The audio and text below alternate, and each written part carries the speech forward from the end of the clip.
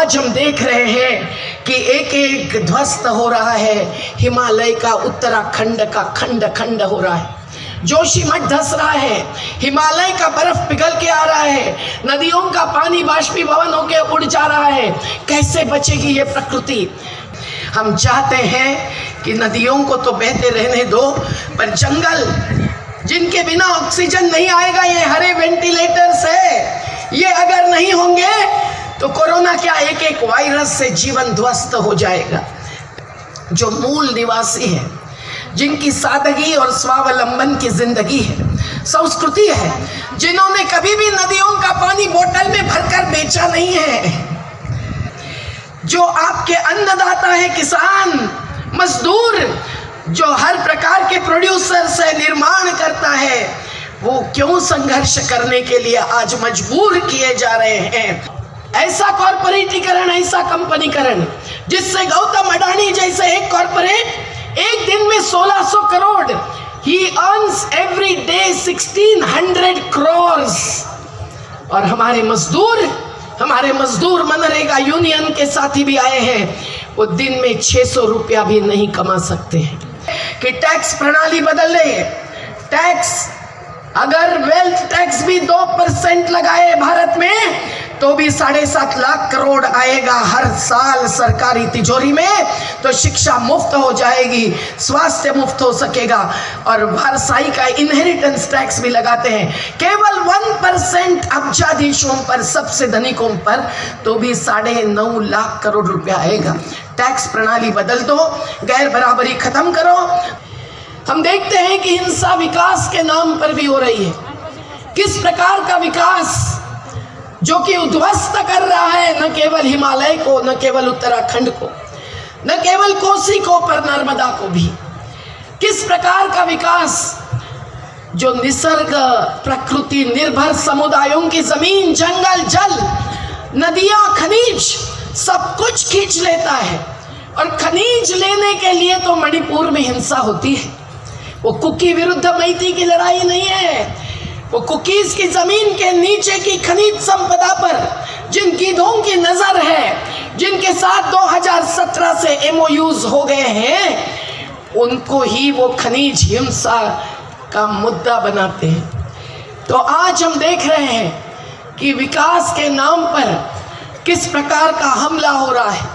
दलितों का चरागाह छीना जाता है, आदिवासियों का जंगल खत्म किया जाता है, और नदियां अविरल बहने नहीं दी जाती है, न निर्मल बह सकती है। आज कोसी की लड़ाई नेपाल विरुद्ध भारत की लड़ाई नहीं है, कोसी की लड़ाई विकास विरुद्ध विनाश की लड़ाई है। और इसीलिए हम सब लोग एकता के साथ एक एक नदी को, जंगल को, जमीन को बचाने के अगर बात सोचते हैं तो कितने सारे क्लाइमेट जस्टिस, जलवायु परिवर्तन के सामने न्याय के प्रति कटिबद्ध लोगों के सेमिनार्स और चर्चा संगोष्ठियां कल से चालू होने वाली है। हमारा तो ऐलान है कि से सब लोग एकत्रित आए, और जो जलवायु परिवर्तन आया है वो विकास की गलत अवधारणा के साथ कारण आया है। टेक्नोलॉजी, तकनीक जरूरी है, पर तकनीक किसमें नहीं होती है। भोजन खिलाने वाले भी महिला तकनीक का इस्तेमाल करती है। जो आपके अन्नदाता है, किसान मजदूर, जो हर प्रकार के प्रोड्यूसर से निर्माण करता है, वो क्यों संघर्ष करने के लिए आज मजबूर किए जा रहे हैं? ये सोचिए। ये तकनीक की चॉइस, टेक्नोलॉजिकल चॉइस अगर आर्टिफिशियल इंटेलिजेंस की तरफ जा रही है तो ये हिंसक और हिंसक ही होने वाली है, और आज भी है। और इसीलिए हम लोगों को विकास की अवधारणा को बदलना है।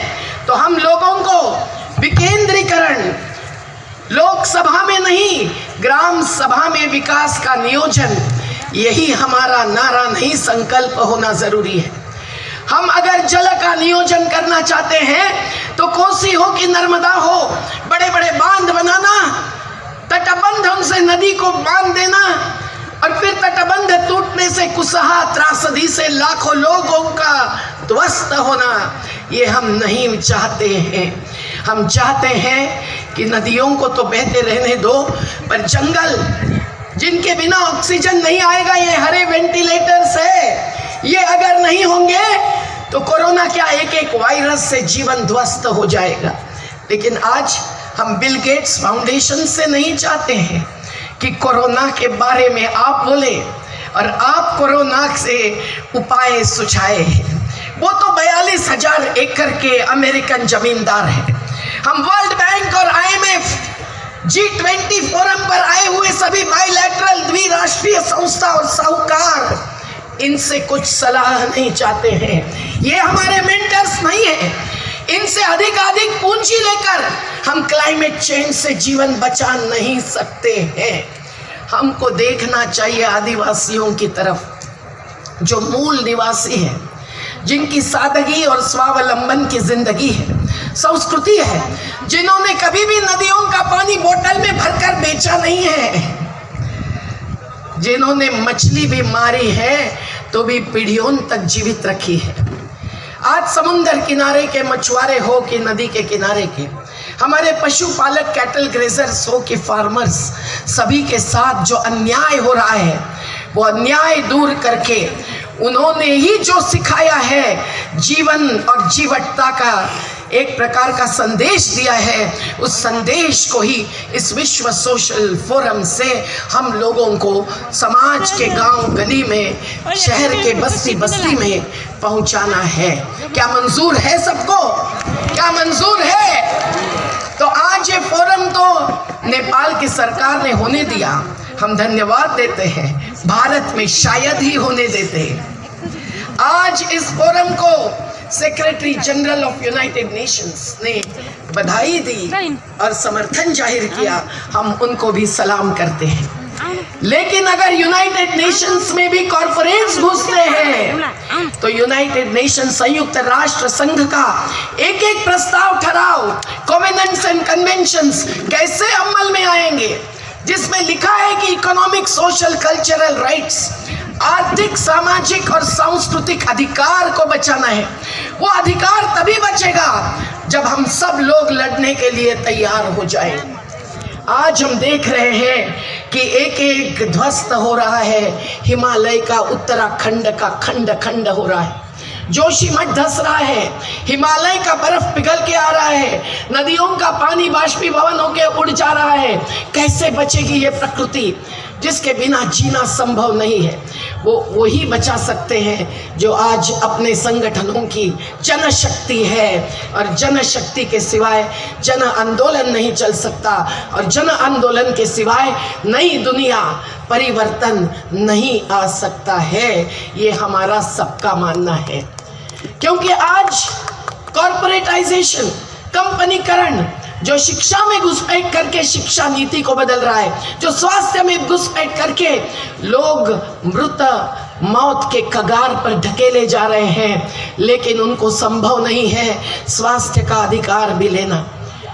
ऐसा कॉर्पोरेटीकरण, ऐसा कंपनीकरण जिससे गौतम अडानी जैसे एक कॉर्पोरेट एक दिन में 1600 crore, he earns every day 1600 crores, और हमारे मजदूर मनरेगा यूनियन के साथी भी आए हैं, वो दिन में 600 रुपया भी नहीं कमा सकते हैं। इस प्रकार की बीभत्स गैर बराबरी, ये बाबा साहेब अम्बेडकर ने दिया हुआ संविधान, ये महात्मा फुले ने दिया हुआ संदेश, ये महात्मा गांधी जी का स्वराज्य का नारा सब के खिलाफ है। और इसीलिए संविधान पर हाथ रखकर भाग जाते हैं जनप्रतिनिधि। तो हम ही को करना चाहिए जनता का प्रतिनिधित्व, जो आज भोजन, पानी, रोजगार, आवास सबके लिए हैरान है, जो आज जूझ रहे हैं अपना हर जीने का अधिकार लेने के लिए, जो आज रोजगार के लिए आत्महत्या कर रहे युवा और किसान, जिनको कि घाटे का सौदा भुगतने के कारण हर रोज कम से कम 50 किसान इंडिया में, भारत में आत्महत्या कर रहे हैं। ये सब आत्महत्याएं नहीं है, ये हत्याएं हैं जो आज की गैर बराबरी के आधार पर समता और न्याय के विरोध में जो अर्थव्यवस्था दुनिया में चल रही है, उसी के कारण ये हत्याएं हो रही है। इनको अपराधी साबित करना चाहिए और समता और न्याय के साथ लड़ना चाहिए। आज हम देखते हैं कि वर्ल्ड सोशल फोरम जैसा फोरम, जब यहाँ इतनी विविधता यहाँ मौजूद है, तो ये गैर बराबरी के खिलाफ लड़ना भी हमें संभव है। ये केवल ब्यूटी नहीं है, ये बाउंटी है। और ये इस प्रकार के अलग अलग विचार लेकर एक साथ आए हुए, एक मंच पर पधारे हुए लोगों से हमें बहुत बहुत अपेक्षा है। हमें अपेक्षा है कि संयुक्त राष्ट्र संघ का हर प्रस्ताव, हर ठराव जो हर आदिवासी को ही नहीं, हर इंसान को, नागरिक को अधिकार देने वाला है, उसका ही हम लोग अमल करवाए। और वर्ल्ड सोशल फोरम से, संयुक्त राष्ट्र संघ के सेक्रेटरी जनरल से इसके लिए अगुवाई होनी चाहिए, एक्शन होनी चाहिए। फिर से मुस्लिमों को धर्म के नाम पर नागरिकता निकालने की साजिश भारत जैसे देश में होती है, तो हमारी शाहीनें जो आसमान में उड़ती थी, शाहीन बाग जब चलती थी, उनको फिर से रास्ते पर उतरने के सिवाय, हम महिला शक्ति के आधार पर उनको साथ देने के सिवाय दूसरा रास्ता नहीं है। हम चाहते हैं कि सत्ता और जनता के बीच का संघर्ष वही तो होती है सही जननीति और राजनीति। केवल वोटिंग करना ईवीएम के द्वारा या बैलेट पेपर के द्वारा भी वो राजनीति सही नहीं है। आज हम देखते हैं कि यहाँ से यहाँ उड़ जाते हैं, खोखे बॉक्सेस पैसे से भर के लेते हैं। तो हम लोग आज एक नई राजनीति, नई अर्थनीति और नई मानवीयता का एहसास लेकर यहाँ पधारे हैं साथियों। तो हम सब लोग निश्चित जहाँ जहाँ विवाद है हम लोग हस्तक्षेप करेंगे। अगर बॉर्डर पर नेपाल और भारत के कोई विवाद है, हम नेपाल और भारत के लोग एकत्रित आकर आज हाथ से हाथ मिलाओ, दुनिया को सुंदर बनाओ, यही कहते हुए सॉलिडारिटी रैली में चले हैं। हमको जरूरी है कि इस प्रकार का संवाद को आगे बढ़ाना और जहाँ जहाँ विवाद है उसको छुड़वाना। और ये G20 जैसे फोरम से नहीं हो सकता है। वहाँ तो पूंजी की लेन देन क्या हुई, क्या परियोजना बनी, क्या प्लानिंग हुआ, कोई जानते नहीं है। ये जनतंत्र की खिलाफत है, ये जनतांत्रिक प्रक्रिया को हैरान कर रहे हैं। आज भारत जैसे देश में संसद से बाहर करते हैं सांसदों को और फिर कानून बदलते हैं। ये वर्ल्ड बैंक से लेकर जो पूंजीवादी है, जो इंडियन मल्टीनेशनल्स भी है और ग्लोबल मल्टीनेशनल्स भी है, जो ग्लोबल कैपिटल फ्लो यहाँ लाते हैं, वो ऐसा प्रभाव दबाव डालकर कानून बदलते हैं कि अब जंगल, फॉरेस्ट किसी को भी दे सकते हैं, लोगों को, आदिवासियों को भी पूछने की जरूरत नहीं है। जो किसान विरोधी कानून लाते हैं, तो हमारा किसान आंदोलन नरेंद्र दामोदर दास मोदी जी जैसे प्राइम मिनिस्टर को झुकाता है, 3 कानून वापस करवाता है। पर श्रमिकों के कानून ये बदल देते हैं और कमजोर कानून लाकर ट्रेड यूनियन को, श्रमिक संगठनों को भी लड़ने का अवकाश खत्म करते हैं। हम ये मंजूर नहीं है। जन आंदोलन हमारा अधिकार है और हम आंदोलन जीवी है, केवल आंदोलनकारी नहीं है। और इसीलिए हम यही अपेक्षा करते हैं कि टैक्स प्रणाली बदल ले। टैक्स, अगर वेल्थ टैक्स भी 2% लगाए भारत में, तो भी 7.5 लाख करोड़ आएगा हर साल सरकारी तिजोरी में। तो शिक्षा मुफ्त हो जाएगी, स्वास्थ्य मुफ्त हो सकेगा। और भारसाई का इनहेरिटेंस टैक्स भी लगाते हैं, केवल 1% अब्जाधीशों पर, सबसे धनिकों पर, तो भी 9.5 लाख करोड़ रुपया आएगा। टैक्स प्रणाली बदल दो, गैर बराबरी खत्म करो, नदियों को अविरल बहने दो, जल जंगल जमीन बचाओ, दलित, आदिवासी, श्रमिक सभी की एकता को सम्मान करो। तो हम बस यही कहेंगे कि हम इस फोरम से जब लौटेंगे, तब हम लोग कॉन्फिडेंस, करेज और कमिटमेंट, आत्मविश्वास, हिम्मत